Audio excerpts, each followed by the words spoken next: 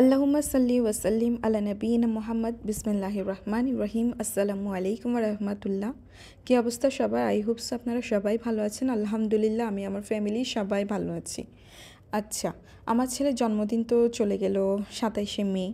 তো ২৭শে মেতে আমি অনেক কিছু আয়োজন করেছিলাম। আমার দ্বারা যতটুকু পসিবল আমি অতটুকু আয়োজন করেছিলাম। তো আমি কী আয়োজন করেছি না করেছি সবগুলো আমি ভ্লগিংয়ের জন্য ফুটেজ সংগ্রহ করে রেখেছিলাম। তো আমি চিন্তা করলাম সব একসাথে না দেখিয়ে আমি আপনাদের সাথে ভাগ ভাগ করে করে একটা ভ্লগ ভিডিও আপনাদের সাথে শেয়ার করব। তো বার্থডে ভ্লগও আমি শেয়ার করে নিয়েছি, সেই সাথে আমার বাবার বাড়ি থেকে তৌহিদকে কী গিফট করেছে সেটাও আপনাদের সাথে শেয়ার করে নিয়েছি। এখন আমি শেয়ার করব হচ্ছে আমি ওই দিন কী কী নোটস করেছিলাম আর কীভাবে আমি মশলাগুলো রেডি করেছিলাম। প্রথমে আমি একটা খাতার মধ্যে মানে একটা পৃষ্ঠার মধ্যে আমি একটা কলম নিয়ে সব কিছু সেটিং করে নিয়েছি, লিখে নিয়েছি, যাতে আমি ওই লেখা অনুযায়ী একটা নিয়ম অনুযায়ী কাজগুলো করে নিতে পারি। যখন বেশি কাজ আমার মাথার ওপর পড়ে তখন কিন্তু আমার মাথা একদম এলোমেলো হয়ে যায়, গিয়ে কী করব ওই চিন্তায় থাকি। যে কারণে আমি এবার করলাম কি, যেহেতু আমি ভ্লগিংও করব, ভ্লগিং আর রান্না বান্না একসাথে এগুলো একদম পসিবল হয় না, ঠান্ডা মাথায় করতে হয়। আর যেহেতু আমার একটা মাথার মধ্যে এটা ছিল যে মেহমান আসবে, খাওয়া দাওয়া করবে, এরকম একটা চিন্তা যেহেতু মাথার মধ্যে ছিল, আমি কিভাবে পারফেক্টলি অ্যাট এ টাইম রান্নাবান্না করে ডাইনিং সাজাবো একটা চিন্তাভাবনা ছিল। যে কারণে আমি তাড়াতাড়ি আগে নোটস করে নিয়েছি কোনটা কী করব, প্রথমে কী করব না করব, দেন আমি ওই নিয়ম অনুযায়ী সব কিছু টিকমার্ক দিয়ে দিয়ে কাজগুলো কমপ্লিট করেছি। আপনাদেরও এমন করা উচিত, এতে আপনাদের কাজ অনেক ইজি হয়ে যাবে। আচ্ছা, এই পেঁয়াজ রসুন আদা এগুলো সব আমি নিজে নিজে বসে ছিলে নিয়েছি। এটা ছিলতেই লেগেছিলো প্রায় 1 ঘন্টা। ভ্লগিং করলে ভ্লগিংয়ে তো বোঝাই যায় না, ভিডিও তো কাট করে করে দেওয়া হয়, আর ভিডিওতে কি প্র্যাকটিক্যাল লাইফে কি করা হয় না করা হয় সব কিছু কি তুলে ধরা হয়? অবশ্যই না। তো এভাবে আমি রসুন পেঁয়াজ আদাগুলো ছিলে নিয়েছি, ওগুলোকে ভালো করে ওয়াশ করে নিয়েছি। এখন হচ্ছে এগুলো ব্লান্ড করার পালা। তো আমার ব্লান্ডার এই যে জগ, এটা কিন্তু অনেক পুরনো। আমার শ্বশুর শাশুড়ি এটা কিনেছিল। তো আমার বিয়ে হয়েছে 5 বছর। তো 5 বছর আগে ব্লান্ডার এটা।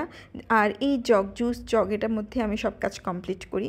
আর আমি নতুন করে একটা ব্লান্ডার কেনার প্রয়োজনও মনে করছি না এখন, কারণ আমার মনে হয় যে এই জগটা দিয়ে না আমার সব হয়েছে আল্লাহ তাআলার রহমতে। কত দাওয়াত, কত প্রোগ্রাম এই ব্লান্ডারের জগ এটা দিয়ে সম্পন্ন হয়েছে বলে বোঝানোর মতো না। আমার কাছে খুব বেশি মায়া লাগে এই ব্লান্ডারটাকে।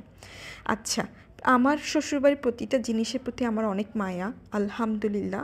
আমি প্রতিটা জিনিসকে খুব বেশি মায়ার সাথে ভালোবাসার সাথে করি, আর অনেক যত্ন করে আমি কিছু কিছু জিনিস 3 তলায় নিয়ে এসেছি, যেগুলো ছাড়া না আনলে আমার মনে হতো যে আমি ওগুলো ছাড়া থাকতেই পারবো না। ইভেন আমি আমার শাশুড়ির চশমা পর্যন্ত নিয়ে চলে এসেছি। আর সেই চশমাটা আমার তৌহিদ তাহিয়া খেলতে খেলতে খেলতে খেলতে একটা গ্লাস তো খুলেই ফেলেছে।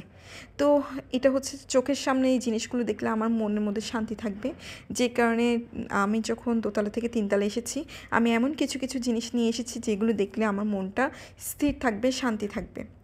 আচ্ছা, তো এক এক করে আমি কিন্তু রসুন ব্লান্ড করে নিয়েছি, আদা ব্লান্ড করে নিয়েছি, এখন পেঁয়াজগুলো ব্লান্ড করে নেওয়ার পালা। তো পেঁয়াজ আমি কিছু ব্লান্ডারের জন্য নিয়েছি আর কিছু বেরেস্তা বানানোর জন্য নিয়েছি। তো ব্লান্ডিংয়ের সময় কোয়ান্টিটি কেমন কম হবে না বেশি হবে সেটা চিন্তা করে আমি একটু বেশিই বাড়িয়ে নিয়েছি ব্লান্ডারের জন্য।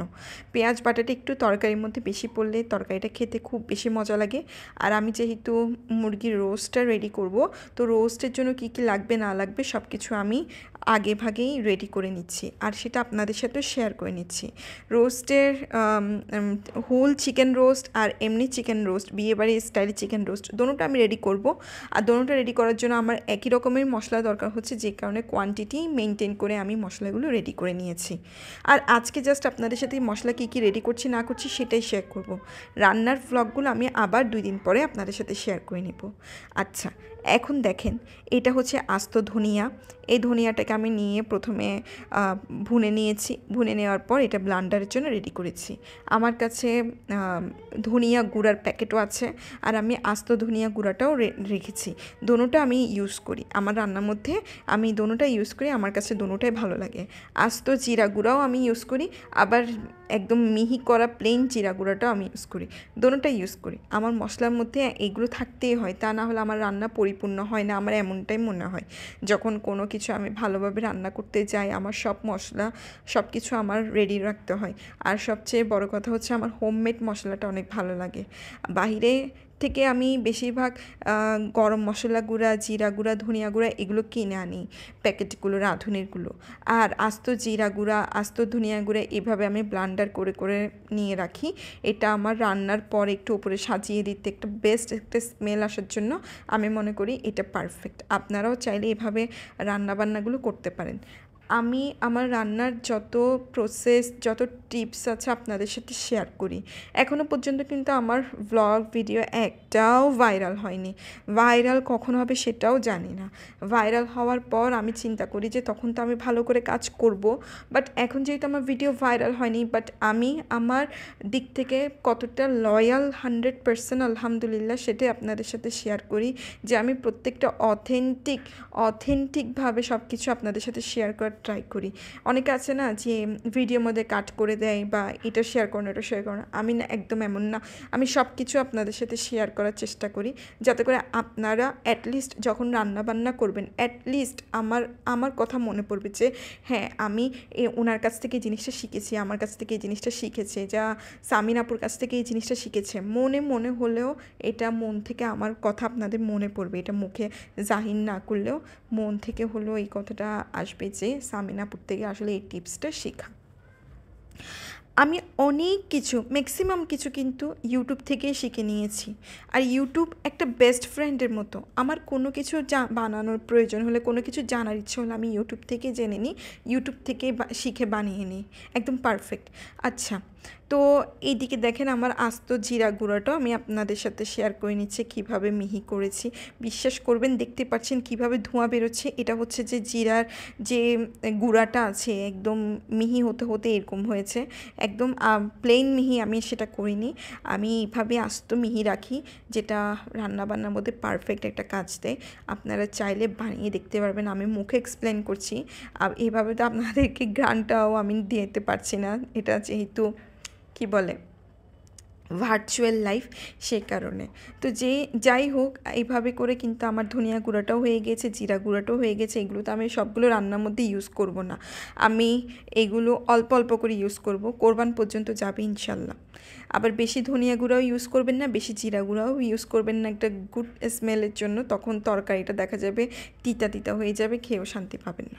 রান্না করতে করতে খিদা পেয়ে গিয়েছিল আমার বাচ্চাদের, যে কারণে তাদেরকেও রুটি দিয়ে জেলি বানিয়ে দিয়েছি, ডিম, আর আমিও রুটির মধ্যে জেলিটা মিক্স করে খেয়ে নিয়েছি। এই জেলিটা হচ্ছে আমার বাবার বাড়ির থেকে, আমার বাবা এটা হোমমেড জেলি বানিয়েছে, আর জেলিটা হচ্ছে টমেটোর জেলি। এত বেশি ইয়ামি হয়েছে, এত বেশি মিষ্টি জেলিটা, আর এটা রুটি দিয়ে খেতে বেশি মজা। এনিওয়েজ, আই হোপ সো আপনারা আমার ব্লগটা দেখছেন। ব্লগটা দেখে থাকলে প্লিজ চ্যানেলটা একটু সাবস্ক্রাইব করে দিবেন, আর চ্যানেলে নিউ হয়ে থাকলে অবশ্যই সাবস্ক্রাইব করবেন। ভিডিও ভালো লেগে থাকলে অবশ্যই লাইক করে দিবেন। অ্যাকচুয়ালি আমার এই ইউটিউব চ্যানেলে ম্যাক্সিমাম মানুষ পরিচিত, যে কারণে ব্লগ দেখে কিন্তু লাইক কমেন্ট কিছুই করে না। এনিওয়েজ, এটা প্রত্যেকের ক্ষেত্রেই, আত্মীয় স্বজনরা যারা নিয়ার বাই চিনে, ওরা কিন্তু জানি না সাকসেসটা চাই না আপন মানুষদের, যে কারণে লাইক কমেন্টস কিছুই করে না। যত সাকসেস হয় মানুষ, বাইরের মানুষ দ্বারাই সাকসেস হয়। বাইরের মানুষ যেহেতু আমাকে চিনবে না, আমার সম্পর্কে জানে না, আমার প্রতি প্রতিহিংসা থাকবে না, যে কারণে তারা আমার ব্লগ ভিডিও দেখবে, লাইক করবে, কমেন্ট করবে, শেয়ার করবে। আমি সেটাই চাই। বাহিরের মানুষ দ্বারা প্রতিটা মানুষ আসলে সাকসেস, প্রতিটা ঘরে, প্রতিটা ফ্যামিলিতে কিন্তু এই প্রবলেমটা আছে। শুধু আমি বলি না, যত বড় বড় ব্লগাররা আছে ওরাও কিন্তু সেম এই সিচুয়েশনগুলো ফেস করে গিয়েছে, যে প্রথম যখন ব্লগ ভিডিও বানিয়েছে তখন কাছের মানুষরা, আত্মীয় স্বজনরা দেখেছে ঠিক, কিন্তু লাইক কমেন্ট কিছু করেনি, কারণ তাদের একটা ভয় ছিল যদি মানুষটা ভাইরাল হয়ে যায়। শুধু তাদের ধৈর্যটা দেখতো কীভাবে তারা কন্টিনিউ করে যাচ্ছে, কন্টিনিউ করতে করতে যখন ভাইরাল হয়ে যায় তখন কিন্তু ঠিকই আত্মীয় স্বজনগুলো লাইক কমেন্ট করে, কিন্তু আনফর্চুনেটলি বড় বড় ব্লগারদের তখন সে আত্মীয় স্বজনের লাইক কমেন্ট কিছুই যায় আসে না। তখন চিন্তা করে যে আত্মীয় স্বজন লাইক করলেও কিছু যায় আসে না, কমেন্ট করলেও কিছু যায় আসে না, কারণ তখন সেই বড় বড় ব্লগার আপুদের ভাইয়াদের চাওয়ার মানুষ, ভালোবাসার মানুষের অভাব থাকে না। এটাই ট্রু। আর আমি এই চিন্তাটা করেই কিন্তু কাজ করে যাচ্ছি। একটা সময় আমি সবার কাছে এটাই বলি যে হ্যাঁ, আমার চ্যানেলটাকে সাবস্ক্রাইব করে দিবেন, আমার ভিডিও ব্লগগুলোকে লাইক করে দিবেন। যতদিন না ইউটিউব আমার চ্যানেল ভিডিও ভাইরাল করছে ততদিন পর্যন্ত আমাকে এই কথাটা বলে যেতেই হবে।